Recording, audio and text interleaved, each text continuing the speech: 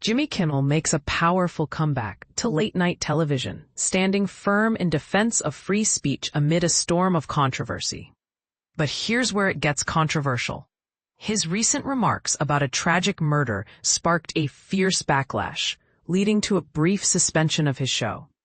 Now Kimmel is back, and the debate over political satire, media freedom, and partisan tensions is hotter than ever. On March 10, 2024, Jimmy Kimmel took the stage at the 96th Academy Awards in Hollywood, delivering his opening monologue with his signature blend of humor and insight.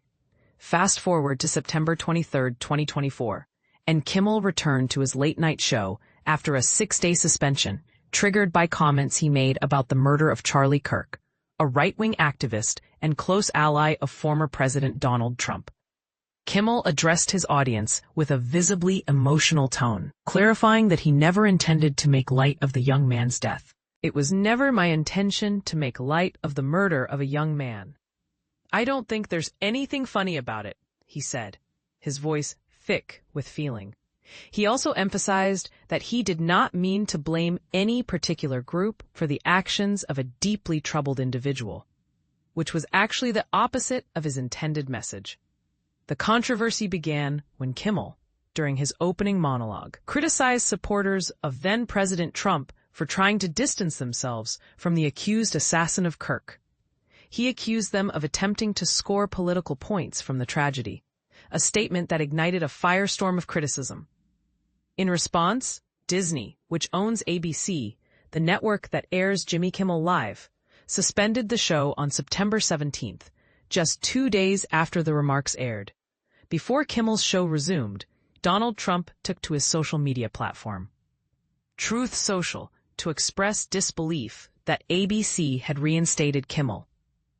Trump called Kimmel not funny and accused him of pushing 99% positive Democrat garbage, suggesting that Kimmel's work amounted to an illegal campaign contribution to the Democratic National Committee.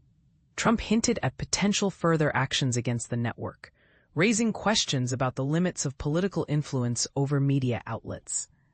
The Trump administration and many of its supporters were outraged by Kimmel's comments, especially since they came only 5 days after Kirk was fatally shot while speaking at Utah Valley University.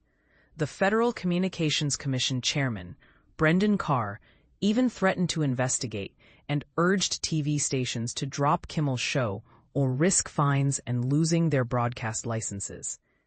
Disney's decision to end Kimmel's suspension after less than a week was seen as a bold stand against what many view as an escalating crackdown by Trump on media critics, using both legal challenges and regulatory pressure. However, despite Disney's move, 2 of the largest ABC affiliate groups, Nexstar Media Group and Sinclair Broadcast Group, continued to boycott Kimmel's program, refusing to air it. Kimmel, who has hosted the Oscars 4 times, pointed out that Trump's attacks extend beyond comedians to journalists as well.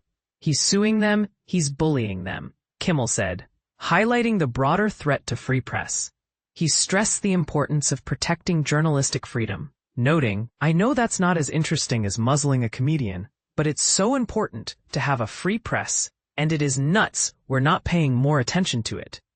Adding a deeply human element to the story, Kimmel expressed how moved he was by the forgiveness shown by Erica Kirk, the widow of Charlie Kirk, toward her husband's accused killer, a 22-year-old technical school student from Utah.